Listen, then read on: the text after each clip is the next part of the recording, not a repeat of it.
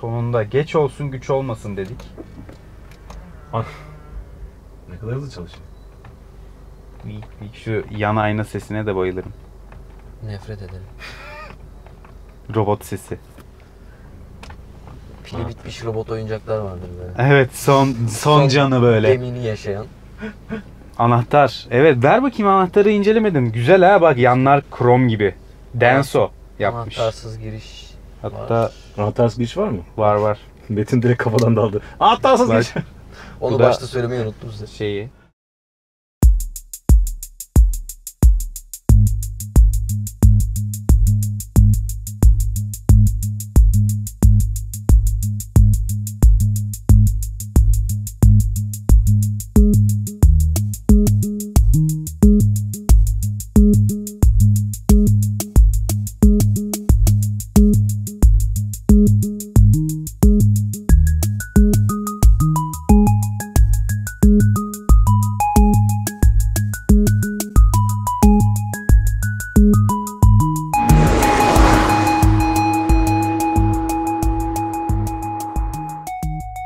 Çıktık yola. İkinci el testimiz. Aslında arabanın pek ikinci ellik Yani şey yok. aslında 15.000 kilometrede çoğu test aracından da daha temiz. 2015 değil mi? Aynen. Zaten yenilerde fark ne var? Şu andaki Yeni EyeSight var. EyeSight'ta da işte Adaptive Cruise Control, işte radarları falan var değil mi Metin? Aynen radar var. O farkları var. Klasik iç mekandan başlayalım. İçinden başlayalım aynen. Ya şu tuş. Bu fırlatma tuşu. Direkt Lockheed Martin böyle çat aç, bas fırlatsın arabayı. Subaru, Mazda gibi markalar değeri bilinmeyen ama çok iyi markalar. Genelde Subaru'nun iç mekanları kötüdür. Evet. Eski Impreza'lar falan çok kötüydü. Evet. Ama şurada şu tape haricinde şu tuşlar, şu plastiğin kalitesi, işte derinin kalitesi, yani şunun kalitesi bile güzel bak. Şu Ya, kumaşın. Bu arabayı özetleyen şey bence nedir biliyor musun? Şunlarla oynuyorum ya. Evet. İşte bunlar atıyorum, bunun muadili nedir? Hani Yok. Ne muadili? Söyle bakalım. Volkswagen'den bir şey bulmaya çalıştım. Varyant var. Varyantlar. Passat'ın mı yoksa mesela Golf'ün mü? Passat'ın varyantı var. Passat'ın varyantı. Yani bu araba mesela C mi D mi? D gibi geçiyor. D Boyutsal gibi. olarak da ona yakın. Yani benim söylemek istediğim şey yok. Bunun da mesela hiçbir şekilde oynamaması veya işte derinin kalitesi veya Şuralar dedi burası abi. yani aşırı yumuşak değil ama yani bir şekilde giriyor elim içeri. İşçilik çok iyi. Hiçbir yer esnemiyor. Hani Buradaki- çok sağlam yerine oturtulmuş. Burada Oradaki değil. deri. Buradaki deri. Özenilmiş yani. Özen bözen var arabada. Yani ekranlar hepsini bir araya getirdiğim zaman, bir de arabanın Japon olduğunu düşündüğüm zaman, demin dedim yani araba mesela Civic atıyorum. Station wagon değil de akordun station wagon Evet. gibi. Evet. Japon standartlarından bir tık yukarıda. Mazda en yukarıdadır. İç Evet. mekan olarak konuşuyorum. Burayı işte ben Mazda'ya benzettim zaten. O kalite olarak, o Evet. ipeksi plastik, tuşların kalitesi. Tuş var, tuşun altında aynen. krom detayı var. Yani Evet, bunlar hepsi bir maliyet ve Aynen. işte Intelligent'ta mavi bir çizgisi var. Ekranlar aynı şekilde. Japonlarda genelde geride olur. 3 ekran çok ileri düzey değil. Ama hani bir Civic'te ya da işte... Ya Type R geldi, en baba, hani en kral Type R işte Evet. Civic. Bunun renksiziydi ve daha kötü çözünürlüklü falandı. Bu mesela renkli ve çok hoşuma gidiyor. Çevirirken direksiyon da dönüyor bak. Dönüyor orada. Direkt yanlarken kaç derece açı verdiğini, karda marda böyle Nereye güç verdiğini de. gidiyor vesaire. Yeşil hepsi tabii. Kar yağsın, Metin'i tekrar davet edip hangi lastiğe yüzde kaç verdiğini ölçeceğiz. Dört gözle bekliyoruz. Metin de bekliyor zaten dört gözle araba Evet, kar testten sonra yağsın. Kış lastiğini yapıştıracak direkt. Saat çok güzel bu arada. Bir saat modeline benziyor. Bu Casio'da vardı galiba. Aynı içi böyle onun da bunun gibiydi. Evet, ben de hatırladım. Arabanın en kötü yeri burası. Ama arabanın en- kötü yeri. evet. Çok kötü değil. Çok kötü değil ama bu güzelliğe bu yakışmamış. Evet. Dokunmatik falan güzel çalışıyor da Dokunmatik güzel genel grafikleri mesela app'e basıyorsun, çalışmıyor. Starlink'e bağlanırken bir hata var. Yok çünkü. Distribütörle bir sürü görüşmesi gerekiyor yurt dışıyla. Yurt dışı da büyük ihtimalle bütçesel bir şey var. Evet. Burada da fazla adetli satmadığı için adamlar orayı boş bırakmış. Ya açıkçası o büyük ihtimalle. Düşük bir çözünürlük değil bu. Hani piksel hiçbir şeyin pikselini Yok. görmüyorsun. Mesela şu şeyler büyük kalmış. Daha zarif bir şey Ama olabilirdi. Japonlarda genelde kolay kullanılsın Değil mi? diye. Böyle böyle şey. Yeni gelen kasada oradaki ekran değişti. Öyle mi? Bir büyüğü geldi. Müzik stilini ben merak ediyorum burada. Baslar güzel, derin gibi. USB var ama galiba. USB'de var mı şarkı? Var bir şeyler var. O USB de tarihliktir yani, içinde ne var bilmiyorum. Kimden çıkıyor? Burada mesela Oo, şimdi iyi, bas gitti, Rihanna. tiz geldi. Yalnız ne telif koymazsın değil mi? Şu an çok tiz. Şu an çok aynen. Çok tatmin olmadım ben müzik sisteminden, o yüzden kapatıyorum. Yalnız geri görüş kamerası güzel. Evet. Farları nasıl? Mutlu ediyor, hani üzmüyor. Xenon değil mi? LED. Ha, LED. LED mercekli. Bir tek uzunlar halojen kalmış. Onlar biraz keyifsiz oluyor. Selektör yaparken. Ama aslında daha iyi bir şey çünkü LED'lerin uzunları genelde zayıf oluyor. Orada da ekran var. Oradaki ekranda, onda grafikleri fena değil. Bunun grafikleri fena Yani değil. Japon standartlarına göre yani çok. S-Drive'ın grafiği göstermesi güzel. S'e basınca çok İyi, detaylı bir kilometre ekran farkı yok var. burada. Burada o detaylı ekran. Evet, detaylı ekran daha çok üstte var. Eşya göz olarak burada içinde o ne ya? Her şeyin olduğu bir. 2 tane USB var galiba değil mi orada? Evet, Bir iki tanesi USB. Arkada da Havalı 2 USB var. 2 Bir de bardak önde var. Keşke o bir 220'lik de olurdu bu arabaya ya. Bir arkada priz. Hı, iyi Onun olmuş. eksikliğini çok yaşıyor. Değil mi? Sinan. Bir buzdolabı falan uzun yolda. DS4'teki 220 bunda yok. DS4'te var değil mi? Var. Ya Citroen de öyle bir marka ki bazı şeyleri çok iyi yapıyor. Teknolojiyi dolduruyor. Bazı şeyleri de yapamıyor. Arkası geniş bayağı. Arkası geniş, arkası daha da konforlu.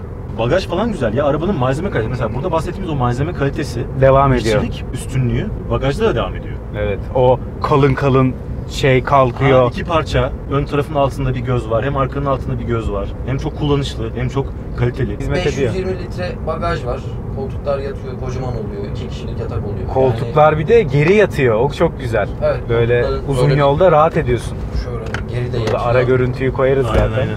Bu arada malzemeler genel olarak güzel, eyvallah, ama hiç sünger münger arıyorsun ya bazen. Evet, özellikle yok. D dedik işte. Burada- Burası da öyle sert falan. Aynen. Kapı içlerinin altında sünger yok. Onları aslında yapsalar Tam tamamlayacaklar. olacakmış. Almanlara direkt gönderme Evet, olur o zaman. çünkü gerisine özenmişler yani. Bir de şey, Şey standart mıydı 4 orada? cam otomatik. Ha. Yazmışlar bir de All All Auto. Auto diye. Onu gözüme çarptı, söylemek istiyorum. Sunroof standart mıydı? Sunroof standart. Konfor. Yani bu 18 arabanın jantları var. 18 jantları var. Spor lastikleri var. Hani sert lastikleri var. Ve araba aslında gidişatı çukurlardan geçerken özellikle biraz sanki WRX Altyapısı varmış altyapısı gibi zaten ki öyle değil mi Metin? Ben öyle biliyorum, evet. bir gerginlik var. Şey gibi değil, aile arabası gibi değil pek. Gergin ve sportif bir aile arabası gibi daha ziyade. Son üzerinden 6. Ya uzun yolda falan üzmez ama çok engebeli yerde böyle bir gerginliğini hissediyorsun ama ki arkası daha konforlu. Evet, yolcular burada arkada daha rahat ediyorlar. Yani arkada ben hiç rahatsız olmamıştım. Önde sadece bazı şeyler. Bir de şöyle süspansiyon eşiği fazla. Derin yerlerde falan böyle hissediyorsun arabanın yaylandığını. Evet, dalgalanmalar esnasında. Büyük çukurları falan da kompanse edebiliyor süspansiyon. Pek vurduğuna rastlamadım. Yani Değil mi? oldu- Dibine gelmiyor yani. Pek gelmiyor, evet. Arabanın en zayıf noktası izolasyon. Yani 100-110'da şuralardan rüzgar sesi bariz geliyor. Geliyor. Zaten Aslında- Metin bahsetsin, en çok kullanan 15 bindir kullanıyor. 100'e kadar sessiz aslında. Yani 100'e kadar sessiz. şu aralar giderken veya 100'e kadar giderken araba diyorsun bayağı hani iyi yalıtmışlar. 110'dan itibaren falan rüzgar sesi 110'dan alıyor. sonra hissettirmeye başlıyor diyeyim ben. Aha. Öyle tarif edeyim, ama daha yüksek süratlere çıkınca aynaların etkisi çok fazla oluyor. Ha. Evet, aynalar büyük bu arada ve görüşü de güzel. Motor 1.6 turbo boxer. Hatta şöyle bak.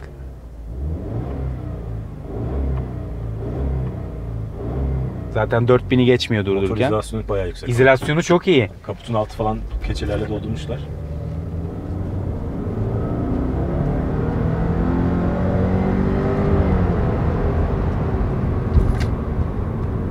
Torku ne kadardı Metin? 250. 250 Nm torku var.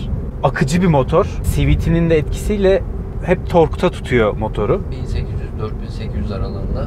250'yi veriyor. Hep 250 veriyor. Kibar, medeni ama devir çevirdikçe biraz daha sportif ve karaktere bürünen bir motoru var. Biraz BMW'lerin hafiften işte sıralı altıları, biraz modern 1.6 turboları onlara benziyor. Biraz Zaten BMW motoru sesi- gibi devirlenmesindeki o ipeksi Aynen. karakter de öyle. Diye böyle hani biraz daha performans istiyor. Yani arabada kaç Kesin kilo var? istiyor. Ağır bir araba yani. Bir stage 1 1600 gıdıklanmak istiyor. Ben Levorg alsam garanti bitsin direkt Stage 1. Aynen. Zaten kaputu bir açıyorsun. Her şey yerli yerinde. Alttan hemen al turboyu yerleştir. Evet. Bir yazılım. Intercooler zaten güzel yukarıda. Top mount. Scoop'tan direkt havayı alıyor. Yani hazır, her şey hazır. Sen anlat tüketimini. Çünkü fazla o kadar uzun kullanamadık. Yani şehir içi trafiğe girdim mi 10.5'u rahat görüyor. Yani trafikte normal akış halinde 10.5'u çok geçmiyor. Sıkıştırırsan da 12-12.5'u gördüğü oluyor. Uzun yolda 6.5'larda falan çok İyiymiş. rahat gidiyor. Güzel. 110-120 yani uzun yolda. Evet, evet. Otomatik. 90-120 aralığı. İstanbul Alanya tek depoyla gittim. Kaç kilometre oluyor 800. İstanbul? 800. Sürekli 4 çeker bir Depo da otomobil. büyük galiba. 65 litre mi? 65 litre. 65 litre iyi bir depo. Ama çok erken ışık yakıyor. 53-55 litre alıyorum ben. Şanzıman. Evet. En çok merak edilen konu. Önce sen bir yorumla şanzımanı, sonra da biz yorumlayalım. Ben mutluyum. CVT'ler için bence genelinde şu var. Sakin kullanırken genel Hiçbir sıkıntısı yok. yaratmıyor. Aynen öyle. Bastığın zaman evet biraz daha hani bir DSG'nin tak tak tak diye mesela atmasını, tempoyu istiyorsun. Ki böyle sportif kimlikli bir otomobil. Evet. Ama şöyle bir şey var. Bu araba zaten çok yürümediği için bence CVT atıyorum arabanın performansı çok yüksek olur. CVT onu geri çeker. Böyle bir Evet. durum yok. Zaten motor çok atik bir motor olmadığı için, arabada genel olarak çok atik bir araba olmadığı için CVT Yürütüyor. ile motorun belli bir uyumu var ve hani çok büyük bir hayal kırıklığı burada bence yok. Genelde de zaten kademeli çalışıyor gibi ya. Evet, tork konvertörü gibi sanki biraz. Honda'lardaki çok CVT. Diye oralarda tutuyor. Evet. Ben- 6000 hep. Ya benim yaşadığım şey hani devir bandını bir yere kilitleyip Evet. sürekli hızlanmaya çalışıyor. Bu kademeli Bu çalışıyor. atıyor. Atıyor aynen. 6 kademe var Bu zaten. daha doğal çalışıyor yani. Evet. Böyle sürekli üst devirde gazlayayım tak tak tak. Onun için CVT hoşunuza gitmez. Ama böyle %60 gaz, %70 gaz otomobili akıta akıta kullandığın zaman acayip keyif veriyor. Yani tork da var. Arabanın yüzü 8.9 saniye. 8.9 0 yüzü mü? Evet. Mesela daha bana kötü Daha yavaş geldi. hissettirdi. Daha yavaş Bana daha yavaş hissettirdi. hissettiriyor. Acayip bir rafine gidişatı ve ipeksi gidişatı Evet. var. Hani bu daha ziyade bizim Mercedes'lerde karşılaştığımız bir gidişat. Ya direksiyonda sanki hiç sürtünme yok. Evet, çok Yani- ipeksi. Hiçbir sadece Rezistans yok, direksiyon direnç yok. hani wireless gibi. Ama bu hissiz anlamına Hissiz gelmiyor. anlamında değil. Arada böyle krema var direksiyon Ha. arasında. Ve arabanın genel gidişatında bu var. Hani CVT'ye geçersek CVT'de yani bu araba gaza üflüyorsun diye gidiyor. Bak %40 bastım şu an. Hemen bir Genelde intelligent 40'a da kayıt. gerek yok. Yani %10, %20 ile bu araba yürüyor. Dediğinde haklısın. Çok düşük gaz emirleriyle, hareketleriyle arabayı çok rahat yürütebiliyorsun. Aslında güzel bir cruiser. Uzun yolda falan Çok. ufak gaz emirleriyle hemen hızlanıyor, akıyor. Kulakçıkları da var. Tesla zaten genelde yapması gerekenleri yapıyor. Yani bunlar çok daha kötü şanzımanlar kullandık. Öyle çok, Evet. e, Çok kötü CVT değil. Yok değil. Yani hele sakin kullanırken kimse bu şanzıman kötü demez. Düzgün yollarda ve böyle kaymak gibi yollarda bu otomobil çok pahalı hissettiriyor. Öyle izah edeyim. Gaz tepkisi sportta çok güzel. Böyle Nasıl bak aynen. hiç köklemiyorum şu an.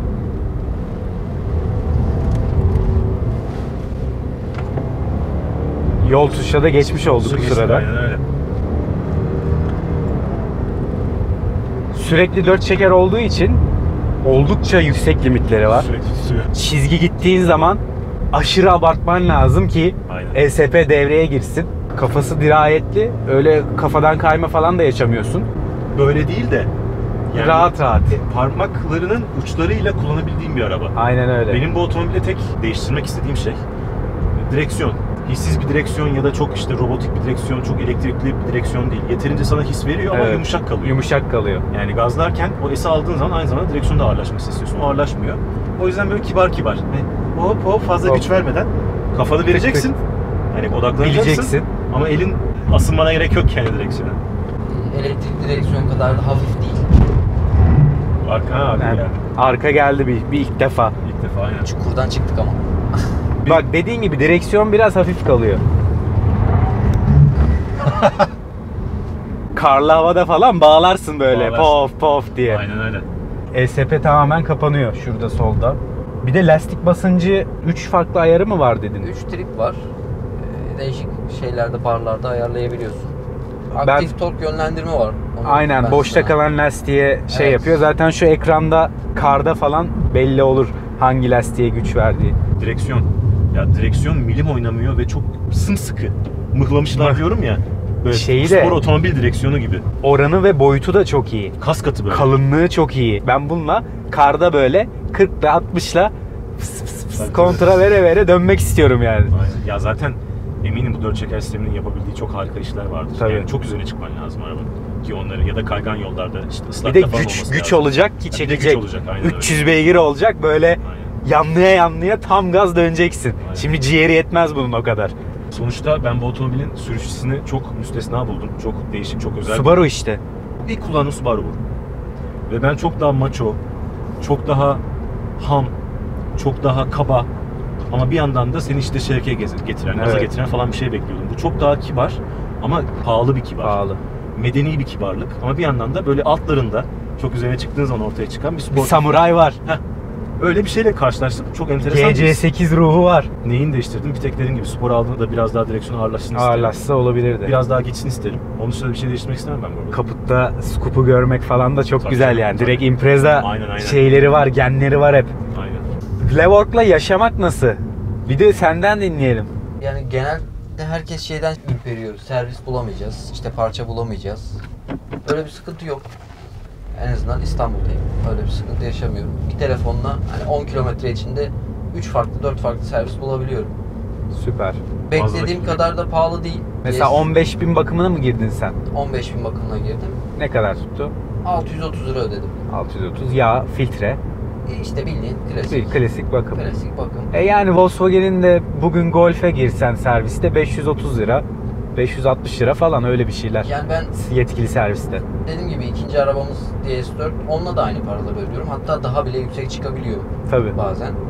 Ne kadar? 105'e mi almıştın? Evet, 2015 kasa, 2016 Şubat'ta aldım ben.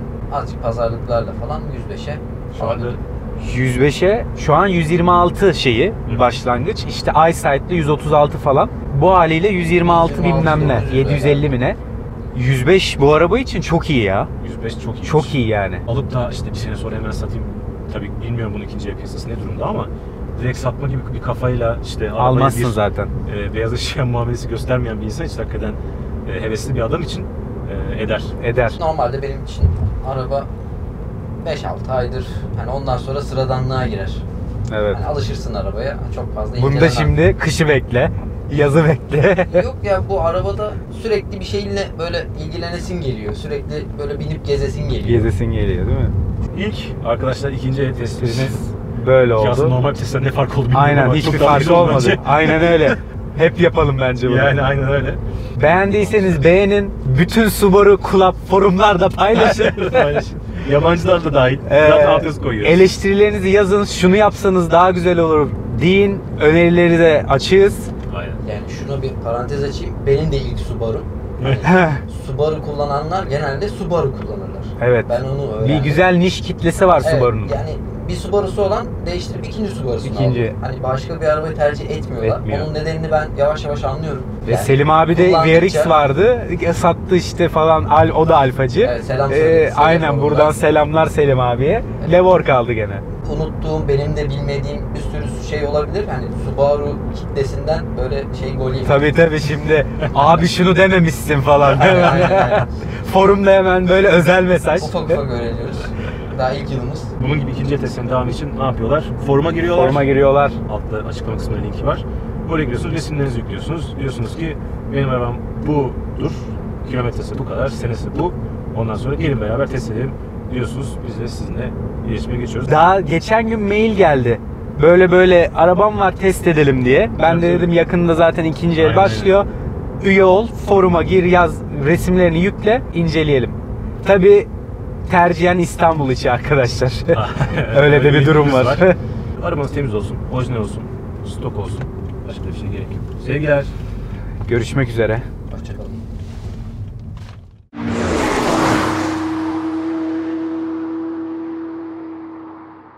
Şurada bir karbon kaplama mı görüyorum? Ya onu deneyeceğim, bir şey Onu- dedi. İyiymiş.